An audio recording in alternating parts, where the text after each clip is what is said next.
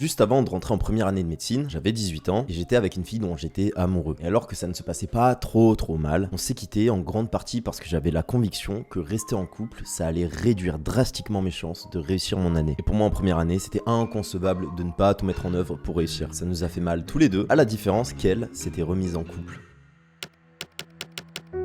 Lorsque j'ai appris qu'elle s'était remise en couple au début de mon deuxième semestre avec un mec que je détestais. Ça m'a fait encore plus mal, alors qu'elle, elle allait mieux. Et le pire, c'est qu'à ce moment-là, j'étais impuissant, car tout ce que j'aurais pu faire pour guérir, voir mes potes, prendre du temps pour moi, parler peut-être à d'autres filles, eh bien, je n'y avais pas accès, car j'avais désinstallé tous mes réseaux sociaux, et surtout, j'avais un deuxième semestre à réussir. C'était très inconfortable. Est-ce que je regrette? Non, car ça m'a permis exactement de devenir la personne que je devais devenir. Et est-ce que je referais la même chose si je revenais dans le passé? Eh bien, probablement pas, car je te le dis directement, on peut totalement être en couple en médecine, même en première année, mais attention, pas avec n'importe qui, car tout comme être avec la bonne personne peut être un atout de malade, eh bien se trouver dans une relation toxique, ou être avec une personne qui ne respecte pas ces quelques piliers essentiels pour que ton année se passe bien, ça pourrait te faire louper ton année. Tu l'as compris, aujourd'hui on va parler d'amour, de réussite en médecine, et surtout comment combiner les deux. Moi c'est Julien, interne en 8ème année de médecine générale, et avant même de parler de la personne avec qui entretenir une relation,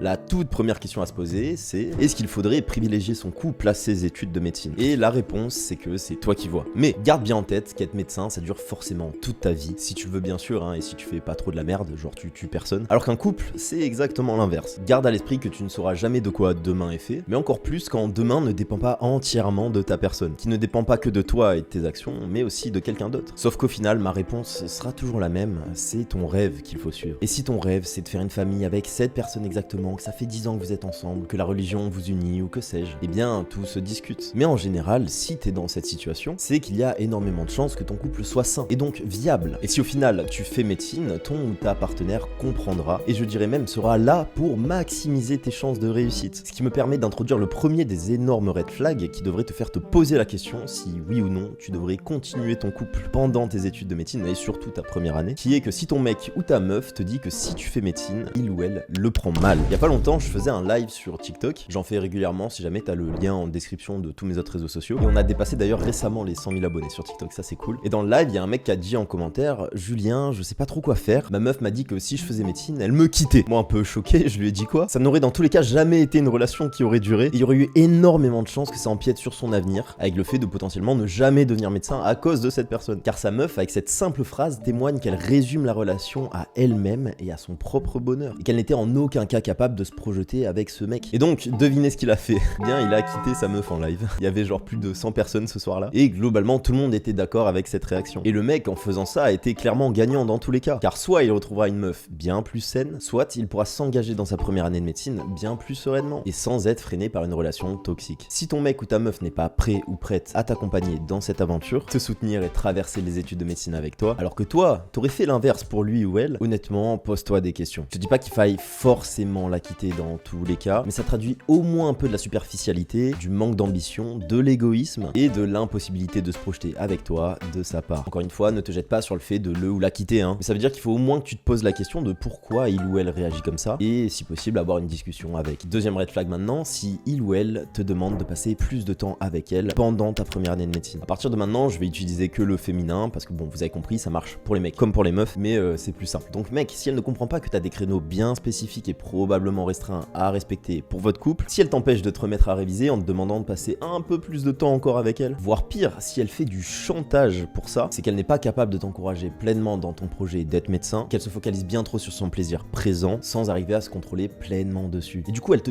tire vers cet incontrôle d'elle-même. Ça veut pas dire qu'elle ne veut pas que tu réussisses, probablement qu'elle ne le fait même pas exprès en fait, c'est même pas forcément méchant, mais dans la plupart des cas, ça sera néfaste et possiblement un frein à ta réussite. Mais attention, ça ne veut pas dire qu'il ne faut pas l'écouter car il existe un cas précis où elle aura raison, c'est si tu travailles trop tard, et qu'au contraire, elle fait ça pour te rationaliser en te disant de prendre une pause vraiment parce que justement, tu ne prends pas assez de temps pour votre couple. On va en reparler un peu après dans les green flags. Mais garde en tête qu'il va falloir que tu fasses la part des choses. Est-ce que oui ou non, elle fait ça pour son propre plaisir ou au contraire pour justement te faire déconnecter et mieux réviser par la suite. Troisième red flag, c'est un peu l'inverse. Est-ce qu'elle vit un peu trop bien sa vie de son côté en solitaire? Typiquement, aller beaucoup en soirée, ne pas assez te soutenir ne serait-ce que moralement, en t'appelant, en t'envoyant des messages, etc. Ne pas faire un peu plus d'efforts de son côté pour que vous vous voyez, car toi tu révises et si donc quelqu'un devrait se déplacer idéalement pour que vous voyez, ça serait plutôt elle. Dans le cas bien sûr où elle est dans une filière ou dans un travail qui demande moins d'investissement qu'une première année de médecine, si vraiment ces comportements-là t'embêtent et empiètent sur ta santé mentale et émotionnelle au point où ça te fait ruminer, en mode t'y penses tout le temps et ça te prend de l'énergie, et bien pareil, tu vois bien que ça te freine dans tes révisions et je pense qu'une discussion s'impose. Et en parlant de discussion, même si ce dernier red flag est probablement très généraliste et s'applique à l'ensemble des couples, c'est le manque de communication de sa part mais aussi de la tienne. Si tu ne te sens pas en confiance au point où tu pourrais potentiellement pleurer à côté d'elle et que tu sens qu'elle ne te jugerait pas mais au contraire elle te soutiendrait, et là je parle surtout au nom des hommes pour le coup, car il est vrai qu'on se bride énormément sur nos émotions vis-à-vis des autres et encore plus des femmes bien sûr, et bien c'est qu'il y a possiblement un problème. Je te dis pas que tu peux fondre en larmes chaque soir devant elle, faut bien sûr pas abuser, parce que sinon bien sûr même si tu ne le contrôles pas ça peut être agaçant, tout comme toi ça t'agacerait si l'inverse se passait, mais tu devrais pouvoir te confier un minimum. Bien sûr si tu t'identifies dans ce cas où tu pleures tous les soirs, avant toute chose va voir un médecin, c'est absolument pas normal et même si t'es en première année de médecine. Maintenant qu'est-ce qui pourrait te faire dire que t'es avec la bonne personne? On va voir ici quelques green flags assez rapidement, mais déjà avant toute chose je tiens à souligner que ce n'est absolument pas nécessaire que la personne avec qui tu sois